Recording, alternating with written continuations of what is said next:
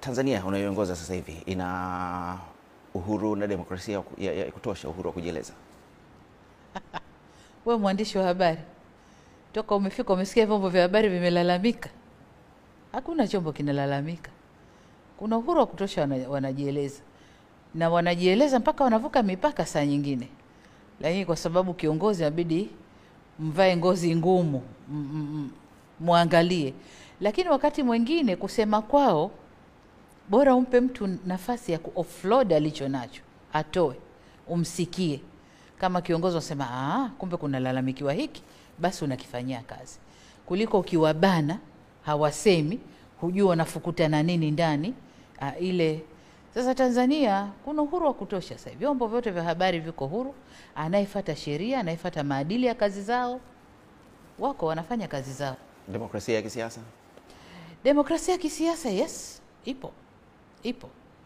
Na hapa naomba nitofautishe baina ya demokrasia ya kisiasa na fujo za kisiasa.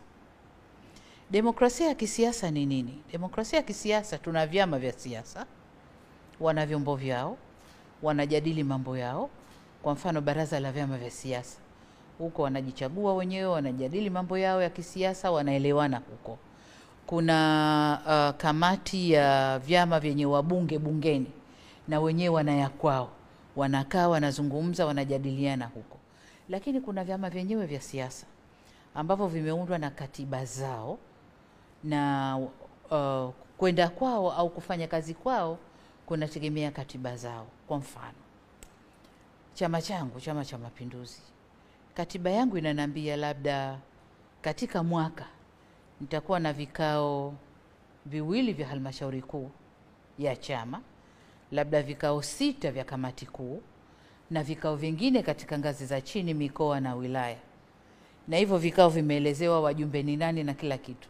Hivyo vikao vinaendeshwa bila bugudha, bila kuomba ruhusa polisi, kwa sababu katiba imeshaelezwa na imepita kote na inajulikana.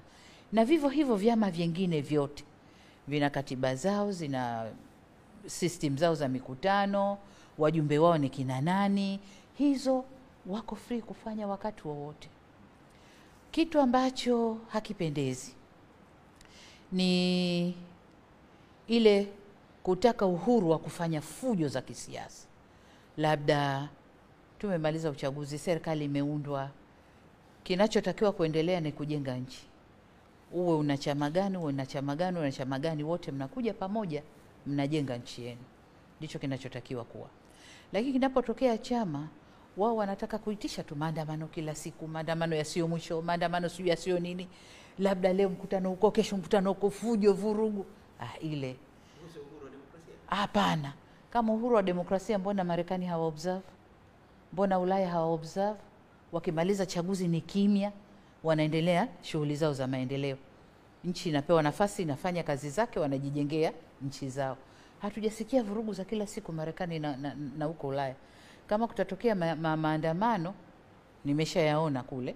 Kama kunatokea maandamano, ni constituency ndogo, wamekosa umeme jana na juzi, umeme umekuja ni low voltage, wanaandamana mtaa huo, wanakwenda kwa huyo mwenye umeme huko, wanasema ya kwao, wanarudi peacefully.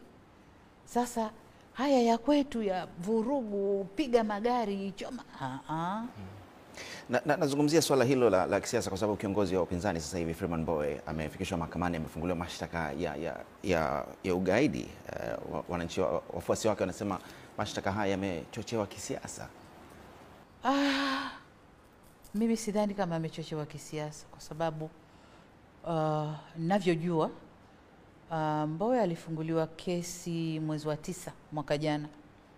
Mwezi wa 9 mwaka jana.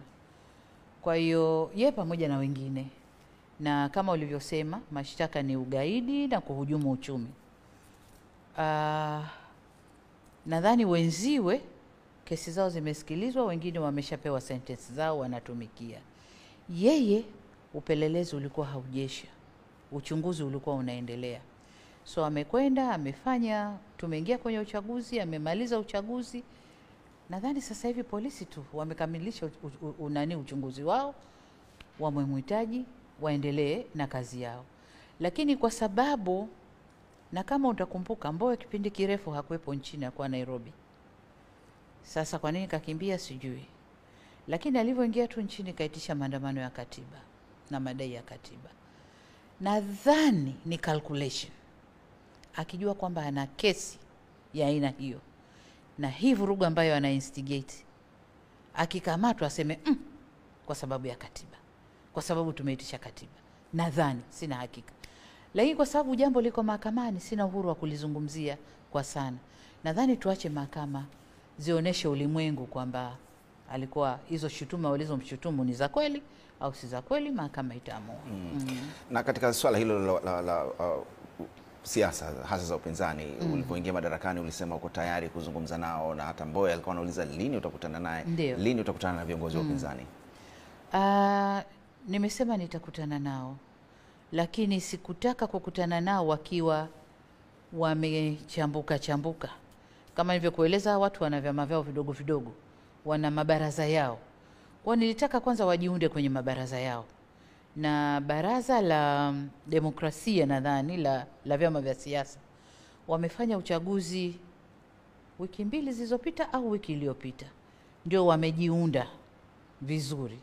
Kwa kama wameshajiunda vizuri na hizi kamati zao ndogo ndogo zimejiunda vizuri, basi tutatafuta tu siku tuitane, tukae tuzungumze. Kwa sababu hata mimi nataka kuzungumza nao, niwaambie mwelekeo wangu kwamba sasa tumemaliza uchaguzi, twendeni tukajenge nchi.